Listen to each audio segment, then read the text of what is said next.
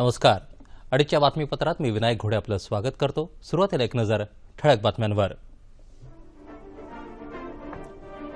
विधिमंडळ अधिवेशनाच्या चौथ्या दिवशी विरोधकांमध्ये फूट. राष्ट्रवादी काँग्रेसचे सदस्य विधानसभा कामकाजात सहभागी. शेतकऱ्यांच्या कर्जमुक्तीच्या मुद्द्यावरून विधान परिषदेत विरोधकांचा गदारोळ. कामकाज 3 वेळा तहकूब. देशातल्या 400 रेल्वे स्थानकांचा आधुनिक पद्धतीनं पुनर्विकास करण्याच्या योजनेला केंद्रीय मंत्रिमंडळाची मंजुरी. बहुराज्य वीज वितरण प्रणाली ही विकसित करणार. काश्मीरमधल्या सीमावर्ती भागात पाकिस्तानकडून पुन्हा शस्त्रसंधीचा भंग. गोळीबारात 4 जखमी. भारताकडून तीव्र प्रतिक्रिया. पेट्रोल आणि डिझेल प्रतिलिटर 2 रुपयांनी स्वस्त. नवे दर लागू. तणावग्रस्त हर्सुल गावातली परिस्थिती पूर्णपणे नियंत्रणात. अनुचित प्रकार नाही. आणि IPL क्रिकेट सामन्यांवर सट्टेबाजी करणाऱ्या तिघांना सक्तवसुली संचालनालयाकडून अटक.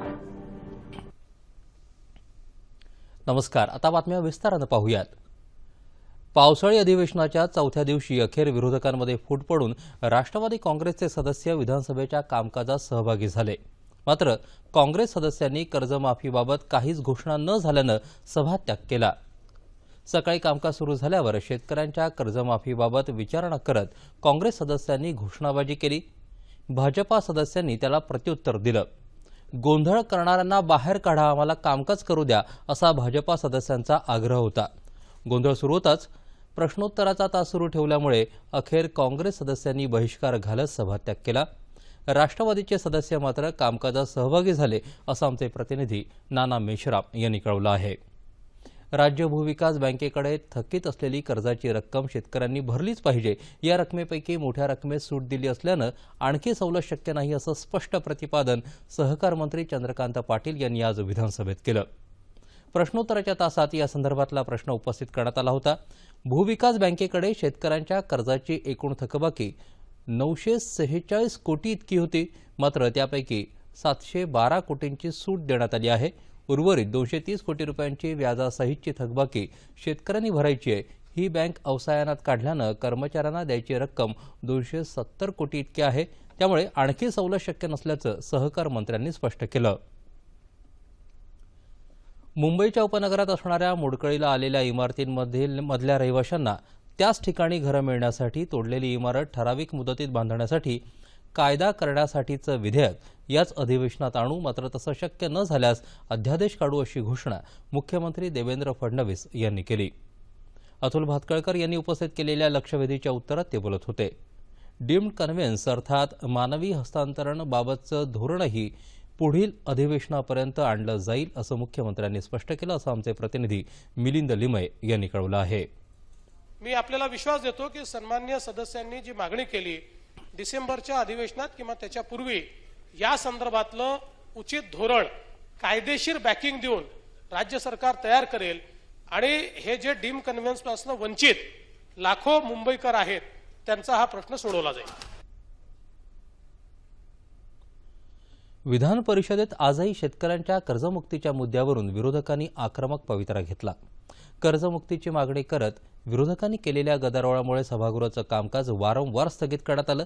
विरोधी पक्षनेते धनंजय मुंडे यांनी यासंदर्भात स्थगन प्रस्ताव मांडत सरकारनं संपूर्ण कर्जमुक्तीची घोषणा करावी, अशी मागणी केली. शेतकरी सध्या दुबार पेरणीच्या संकटात अडकलाय. यासाठी शासनानं वेगळी योजना तयार करावी, अशी विनंती त्यांनी केली. सरकारनं जाहीर केल्याप्रमाणे शेतकऱ्यांच्या कर्जाचं पुनर्गठन झालं नसल्याचं सांगत सरकारनं केलेला दावा मुंडे यांनी खोडून काढला. त्यावर सरकार याबाबत निर्णय घ्यायला तयार आहे. मात्र विरोधक राजकीय हेतूनं शेतकऱ्यांचा प्रश्न हाताळत असल्याचा आरोप खडसे यांनी केला. यावर विरोधी पक्षातल्या सदस्यांनी हौद्यात उतरून घोषणाबाजी केली. त्यामुळे सभापती रामराजे शिंदे यांनी सभागृहाचं कामकाज 1 तासासाठी तहकूब केलं. नंतरही गोंधळ कायम राहिल्यानं कामकाज 20 मिनिटांसाठी आणि नंतर 1 तासासाठी तहकूब झालं. काँग्रेसच्या आमदारांनी विधानभवनाच्या पायऱ्यांवर बसून शेतकऱ्यांच्या कर्जमाफीच्या मुद्द्यावरून निदर्शनं केली. देशातल्या 400 रेल्वे स्थानकांचा स्विस चॅलेंज पद्धतीनं पुनर्विकास करण्याच्या योजनेला केंद्रीय मंत्रिमंडळानं आज मंजुरी दिली. केंद्रीय वित्तमंत्री अरुण जेटली यांनी नवी दिल्ली इथं पत्रकार परिषदेत ही माहिती दिली.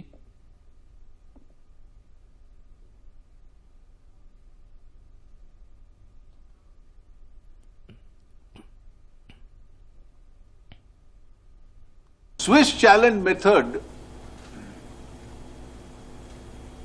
कॉन्ट्रैक्ट देने का एक नई प्रक्रिया है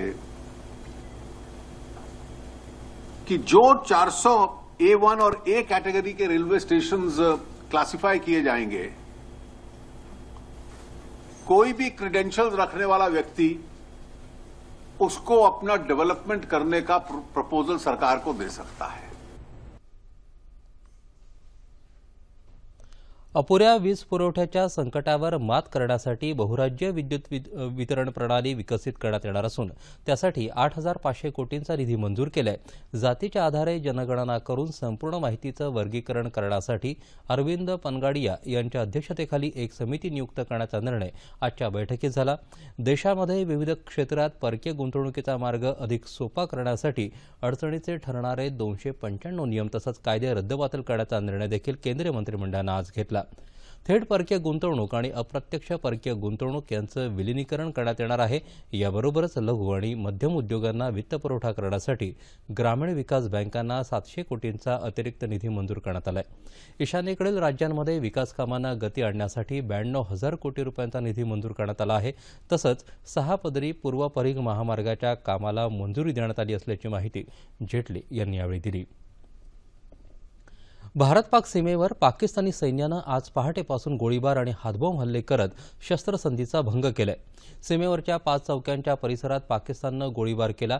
या हल्ल्यात 4 नागरिक जखमी झाले आहेत। काल अखनूर भागात पाकिस्तानी सैनिकांनी केलेल्या गोळीबारात एक महिला मृत्युमुखी पडली। त्यानंतर आज मध्यरात्री RS-पुरा, तावी, ब्रेवा आणि कानाचक या सीमावर्ती भागात पाकिस्तान्यांनी गोळीबार केला। सीमा सुरक्षा दलाच्या जवानांनी पाकिस्तानच्या या कारवायांना चोख प्रत्युत्तर दिलं असून हल्लेखोरांना हुसकावून लावलं आहे। जुलै महिन्यात पाकिस्तानकडून शस्त्रसंधीचा भंग करण्याच्या 9 घटना घडल्या आहेत। भारतानं या घटनांबद्दल अत्यंत तीव्र प्रतिक्रिया व्यक्त केली असून इस्लामाबाद तसंच दिल्ली उच्चायुक्तांकडे निषेध नोंदवला आहे। भारत या घटनांबद्दल गंभीर असल्याचा इशाराही पाकिस्तानला देण्यात आलाय। या पार्श्वभूमीवर केंद्रीय गृहमंत्री राजनाथ सिंह यांनी तातडीची बैठक बोलावली आहे। या बैठकीला परराष्ट्र व्यवहार मंत्री सुषमा स्वराज आणि संरक्षण मंत्री मनोहर पर्रिकर उपस्थित राहतील। या बैठकीत भारत पाकिस्तान सीमेवरील परिस्थितीचा आढावा घेण्यात येईल। पेट्रोल आणि डिझेलच्या दरात प्रति लिटर 2 रुपयांची कपात करण्याचा निर्णय काल तेल कंपन्यांनी जाहीर केला असून नवे दर आजपासून अस्तित्वात आले आहेत। आंतरराष्ट्रीय बाजारात कच्च्या तेलाचे उतरलेले दर आणि रुपया डॉलरच्या विनिमयात झालेली सुधारणा या पार्श्वभूमीवर तेल कंपन्यांनी हा दर कपातीचा निर्णय जाहीर केला आहे। इराण आणि अमेरिका यांच्यात झालेल्या अणुसहकार्याच्या घोषणेनंतर कच्च्या तेलाच्या किमती खाली आल्या। पेट्रोल आणि डिझेलच्या दरांमध्ये जुलैमध्ये दुसऱ्यांदा ही कपात करण्यात आली आहे। आजपासून मुंबईत पेट्रोलचा दर 74 रुपये 52 पैशांवरून 71 रुपये 97 पैसे तर डिझेलचा दर 57 रुपये 64 पैशांवरून 55 रुपये 15 पैशांवर आला आहे। दिल्लीत मात्र सरकारनं मूल्यवर्धित करात वाढ केल्यामुळे दिल्लीकरांना या दर कपातीचा लाभ मिळणार नाही। सरकारनं मूल्यवर्धित करात जवळपास 4% वाढ केली आहे।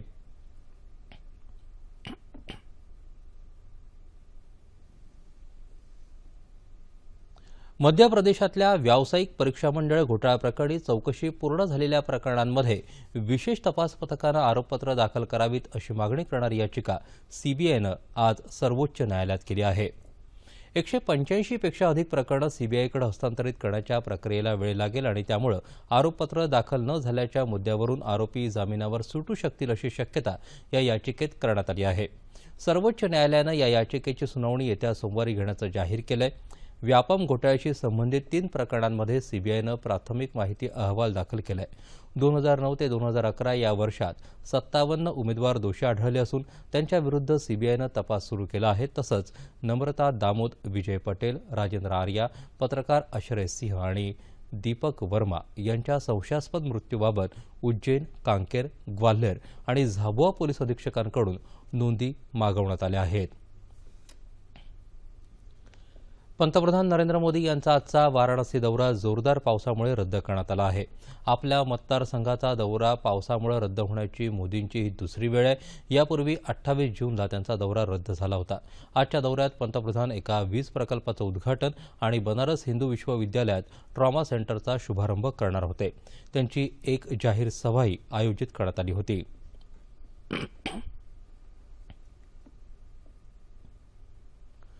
भाजपाचे राष्ट्रीय अध्यक्ष अमित शाह यांनी भाजपा शासित राज्यांच्या मुख्यमंत्र्यांशी आज नवी दिल्ली इथं चर्चा केली.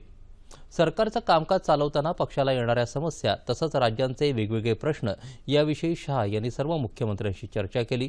नीती आयोगाच्या दुसऱ्या बैठकीला उपस्थित राहण्यासाठी सर्व मुख्यमंत्री दिल्लीला आले होते.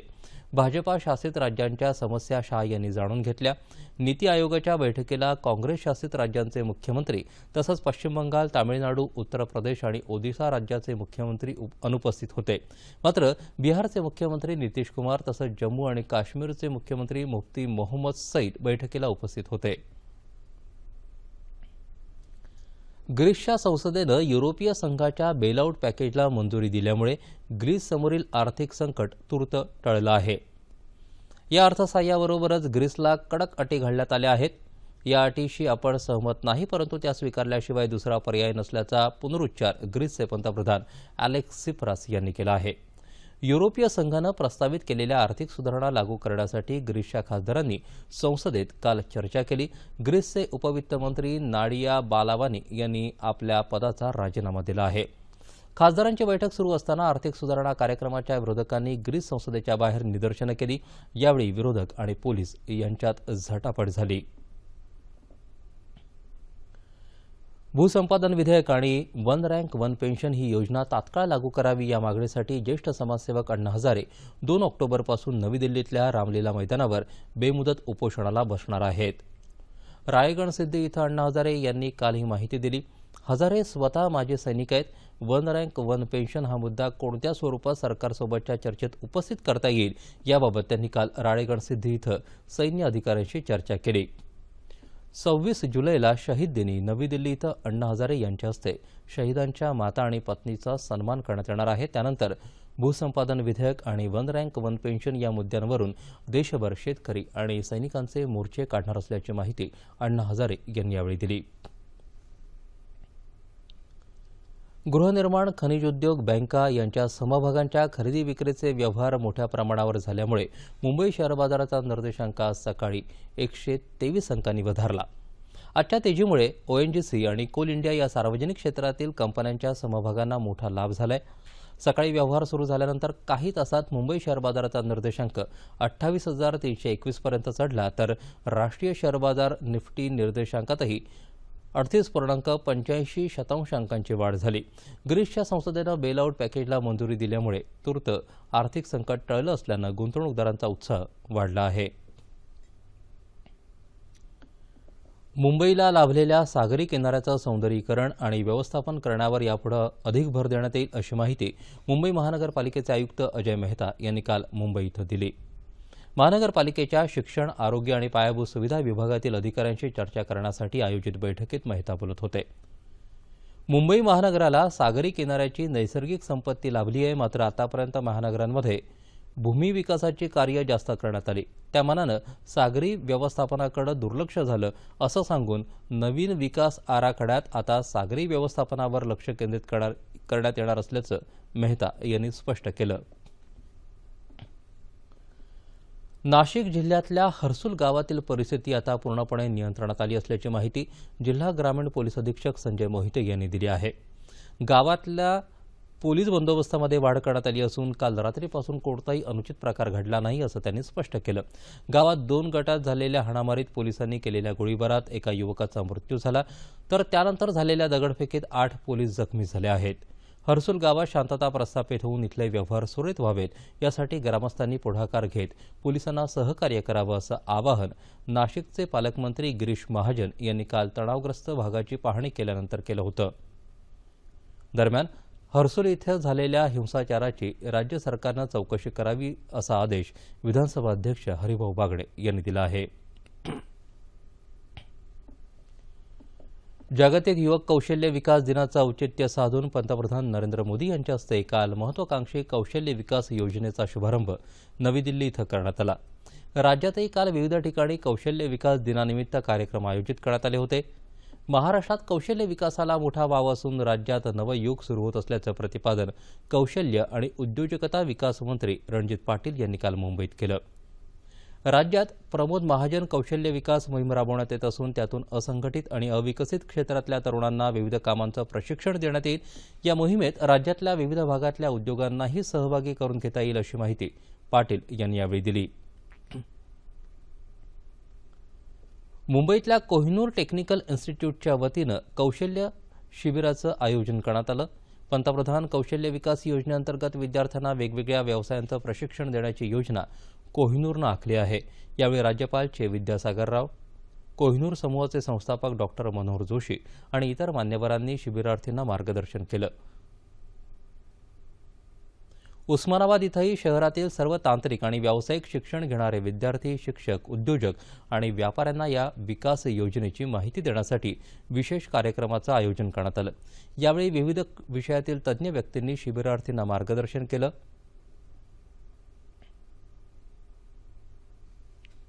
हिंगोलीतही जिल्हाधिकारी कार्यालयात कौशल्य विकास आणि उद्योजकता या विषयावर कार्यशाळेचं आयोजन करण्यात आलं. स्थानिक साधनसामुग्री आणि कौशल्य विकासासह मनुष्यबळाचा वापर करून उद्योजकता विकास साधावा आणि त्यातून आपलं कुटुंब, गाव, राज्य आणि राष्ट्राचा विकास करावा असं आवाहन यावेळी जिल्हाधिकारी तुकाराम कासार यांनी केलं. या कार्यशाळेत प्रधानमंत्री कौशल्य विकास योजनेच्या शुभारंभाचा थेट प्रक्षेपण दाखवून औद्योगिक विकास, रोजगार आणि स्वयंरोजगाराच्या संधी याबाबत उपस्थित मान्यवरांकडून मार्गदर्शन करण्यात आलं. पुण्यातल्या उद्योग महासंघाच्या कार्यालयात कौशल्य विकास कार्यक्रम राबवण्यासंदर्भात पत्रकार परिषद आयोजित करण्यात आली होती. महासंघातर्फे ही मोहीम जिल्हा आणि राज्य पातळीवर राबवण्यात येणार असून आदिवासी आणि इतर भागातल्या युवकांना औद्योगिक प्रशिक्षण देण्यात येणार आहे असं महासंघाचे श्रीरंग ढवळे यांनी सांगितलं. नागपुरातही विभागीय आयुक्त कार्यालयाच्या सभागृहात जिल्ह्यातील उद्योग संघाच्या प्रतिनिधीबरोबर सुसंवादाचं आयोजन करण्यात आलं. यावेळी उद्योग क्षेत्रात उत्कृष्ट कामगिरी करून युवकांना रोजगार प्रदान करणाऱ्या उद्योजकांचा आयुक्त अनुप कुमार आणि जिल्हाधिकारी सचिन कुर्वे यांच्या हस्ते सत्कार करण्यात आला. धुळे जिल्ह्यातही या निमित्तानं काल जिल्हाधिकारी कार्यालयात जिल्हा कौशल्य विकास कार्यकारी समितीच्या बैठकीचं आयोजन करण्यात आलं होतं. उद्योजकांना कुशल मनुष्यबळाची गरज असून जागतिक युवा कौशल्य दिनाच्या माध्यमातून तरुणांना रोजगाराच्या संधी उपलब्ध होतील असं कार्यक्रमाचे अध्यक्ष जिल्हाधिकारी ओमप्रकाश देशमुख यांनी यावेळी सांगितलं.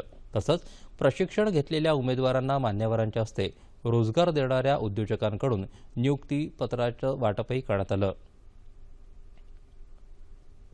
जळगाव जिल्ह्यातही नांदरा खुर्द इथं कार्यक्रमाचं आयोजन करण्यात आलं होतं.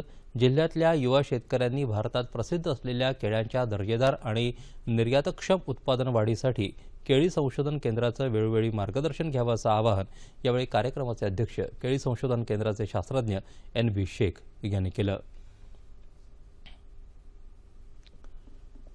राज्य शासनानं संमत केलेल्या लोकसेवा हक्क विधेयकाचं महासंघ स्वागत करत असून शासनानं आमच्या अडचणी सोडवाव्यात अशी अपेक्षा राजपत्रित अधिकारी महासंघाचे संस्थापक ग.दी. कुलथे यांनी काल नागपुरात व्यक्त केली. महाराष्ट्र राज्य राजपत्रित अधिकारी महासंघाची काल नागपुरात बैठक झाली. त्यावेळी कुलथे बोलत होते. केंद्राप्रमाणे सेवानिवृत्तीचं वय 60 करणं, राजपत्रित अधिकाऱ्यांची सर्व पदं भरणं, अधिकाऱ्यांच्या पाल्यांची अनुकंपा तत्वावर नेमणूक करणं अशा मागण्यांसह 29 जुलैला लक्षवेध दिनाची निदर्शनं करणार असल्याचं कुलथे यांनी सांगितलं. पारदर्शी अधिकाऱ्यांच्या निर्मितीसाठी पगारात भागवा असं अभियान सुरू करण्यात येणार असल्याचं त्यांनी सांगितलं. पगारात भागवा अभियानामुळे भ्रष्टाचाराला आळा घातला जाईल असंही ते म्हणाले.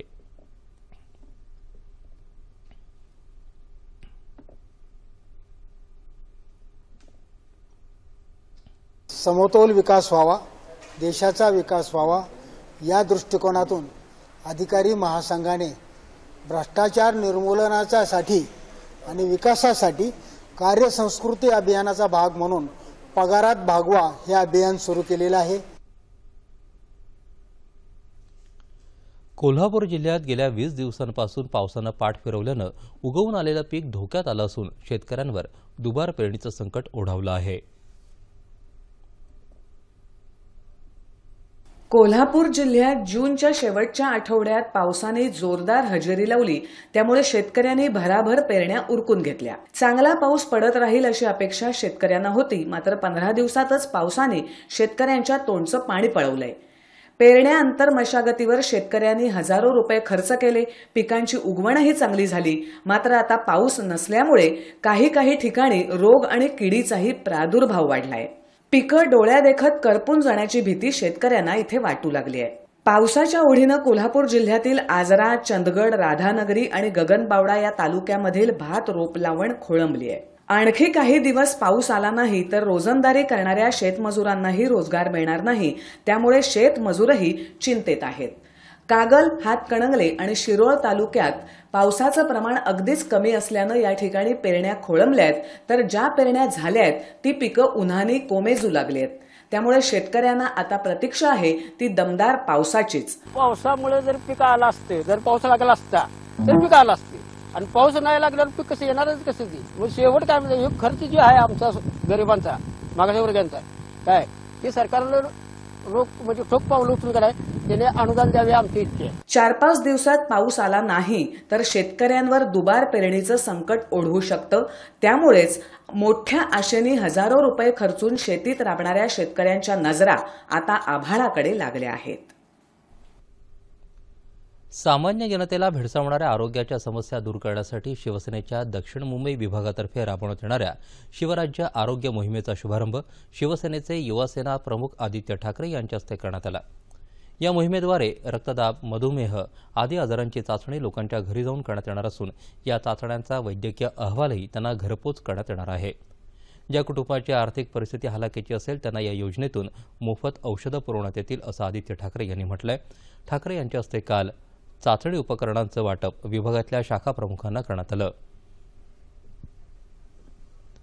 उरणजवळच्या मुरा बंदरात मोठ्या प्रमाणात गाळ साचण्याची समस्या निर्माण झाली आहे. त्यामुळे तिथल्या सागरी प्रवासी वाहतुकीवर परिणाम होत असल्याचं चित्र दिसून येत आहे.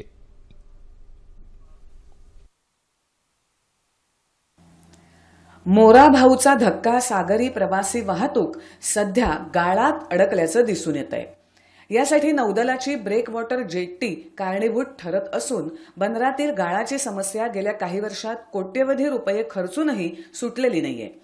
इथून प्रवासी वाहतूक चालते, मात्र गाळामुळे प्रवासी वाहतूक समुद्राच्या ओहोटी दरम्यान महिन्यातून काही तास बंद ठेवण्याची पाळी येत असल्यामुळे हजारो प्रवाशांवर ताटकळत राहण्याची पाळी येते. मोराभाऊचा धक्का सागरी प्रवास मुंबईशी जोडणारा अत्यंत जलद मार्ग असून अनेक वर्ष या सागरी मार्गावरून प्रवासी वाहतूक केली जाते. स्पीड बोटमुळे इथून अवघ्या 30 मिनिटात आणि जुन्या प्रवासी लॉन्चनी 55 ते 60 मिनिटात मुंबईला पोहोचणं शक्य होत असतं. पण परिसरात औद्योगिकीकरणाची लाट आली आणि मोरा बंदरात गाळाची समस्या निर्माण होऊ लागली.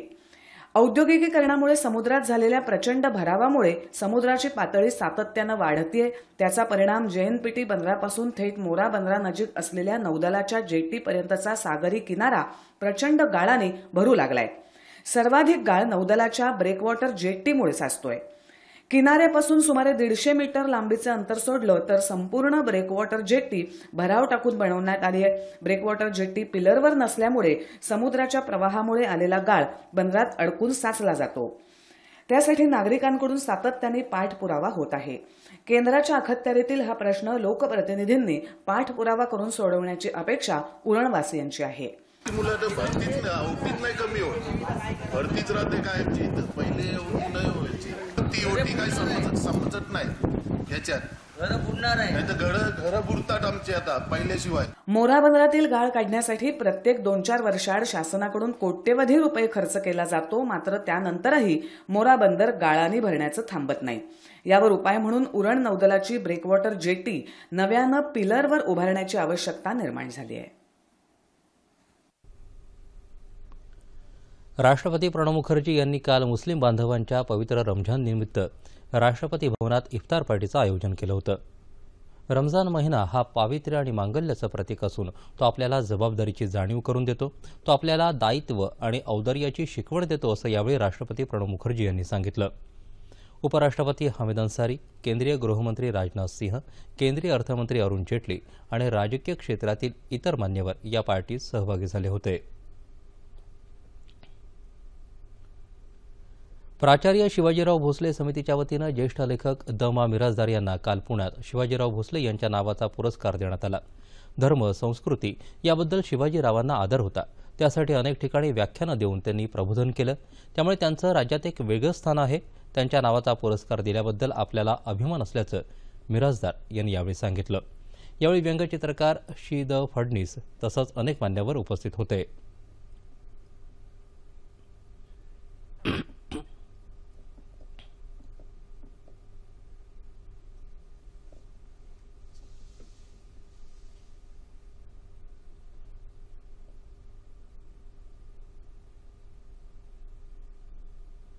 शिवाजीरावांचं हे मोठेपण मला सारखं जाणवतं की इतकं सगळं असून देखील सख्खा भाऊ मुख्यमंत्री असून देखील राजकारणाशी फार संबंध कधीही त्यांनी ठेवला नाही. हा आपला विषयच नाही हे तर माहिती. आपला विषय आहे तो तत्वज्ञान, इतिहास, धर्म, संस्कृती हे आपले विषय आहेत. विचार करणं, पुनर्विचार करणं, स्वीकारलेल्या मतांवर पुन्हा लोकांना विचार करायला लावणं हा नरहर कुरुंदकर यांच्या लेखनाचा, विचाराचा आणि भाषणाचा गाभा होता. त्यामुळे ते सॉक्रेटिसच्या परंपरेतील आहेत असं आपल्याला वाटतं, असे गौरवोद्गार साधना साप्ताहिकाचे संपादक विनोद शिरसाट यांनी काढले. समीक्षक, लेखक आणि विचारवंत नरहर कुरुंदकर यांच्या 84व्या जन्मदिनानिमित्तानं नरहर कुरुंदकर यांचे विचारविश्व या विषयावर नांदेड इथं आयोजित कार्यक्रमात ते बोलत होते. यावेळी स्वामी रामानंद तीर्थ मराठवाडा विद्यापीठाचे कुलगुरू डॉक्टर पंडित विद्यासागर उपस्थित होते. नरहर कुरुंदकर आज हयात असते तर त्यांनी अर्थकारणातील आपल्या देशाची दयनीयता आणि आधुनिक बुवाबाजीकडे वळत असलेलं मध्यमवर्ग हे दोन विषय निश्चितपणे चिकित्सापूर्वक हाताळले असते, असं विनोद शिरसाट यावेळी म्हणाले. मुंबईतल्या सांताक्रूज उपनगरात घरगुती गॅस सिलेंडरचा स्फोट झाल्यानं 4 जणांचा मृत्यू झाला असून 7 जण जखमी झालेत. जखमींवर खासगी रुग्णालयात उपचार सुरू आहेत. औरंगाबादमध्ये आज सकाळी अजिंठा गावाजवळ 2 ट्रकची धडक होऊन झालेल्या भीषण अपघातात 3 जणांचा होरपळून जागीच मृत्यू झाला. या अपघातात 3 जण गंभीर जखमी झाले. त्यांना शासकीय रुग्णालयात दाखल करण्यात आलं आहे. आयपीएलच्या क्रिकेट सामन्यांवर सट्टेबाजी करणाऱ्या 3 संशयितांना सक्तवसुली संचालनालयानं काल मुंबई आणि दिल्ली इथून ताब्यात घेतलं. मनी लॉन्ड्रिंग प्रकरणाची चौकशी करत असताना हे 3 जण संचालनालयाच्या अहमदाबाद विभागाच्या अधिकाऱ्यांच्या जाळ्यात सापडले. गेले 2 दिवस वेगवेगळ्या शहरात केलेल्या तपासात दिल्ली इथून अमन कपूर आणि आशिष ग्रोव्हर तर मुंबईतून परेश भाटिया यांना ताब्यात घेण्यात आलं. हवामान. येत्या 36 तासात कोकणात बऱ्याच ठिकाणी तर मध्य महाराष्ट्र, मराठवाड्यासह विदर्भात तुरळक ठिकाणी पाऊस पडण्याची शक्यता हवामान विभागानं वर्तवली आहे. आता पाहूया ठळक बातम्या पुन्हा एकदा. विधिमंडळ अधिवेशनाच्या 4थ्या दिवशी विरोधकांमध्ये फूट. राष्ट्रवादी काँग्रेसचे सदस्य विधानसभा कामकाजात सहभागी. शेतकऱ्यांच्या कर्जमुक्तीच्या मुद्द्यावरून विधान परिषदेत विरोधकांचा गदारोळ. कामकाज 3 वेळा तहकूब. देशातल्या 400 रेल्वे स्थानकांचा आधुनिक पद्धतीनं पुनर्विकास करण्याच्या योजनेला केंद्रीय मंत्रिमंडळाची मंजुरी. काश्मीरमधल्या सीमावर्ती भागात पाकिस्तानकडून पुन्हा शस्त्रसंधीचा भंग. गोळीबारात 4 जखमी. भारताकडून तीव्र प्रतिक्रिया. पेट्रोल आणि डिझेल प्रति लिटर 2 रुपयांनी स्वस्त. नवे दर लागू.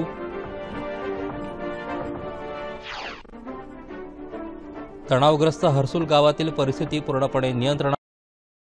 क्रिकेट सामन्यांवर सट्टेबाजी करणाऱ्या 3 सक्तवसुली संचालनालयाकडून अटक. याबरोबरचे बातमीपत्र संपलं. पुन्हा भेटूया संध्याकाळी 5 वाजता आपल्या सह्याद्री वाहिनीवर. नमस्कार.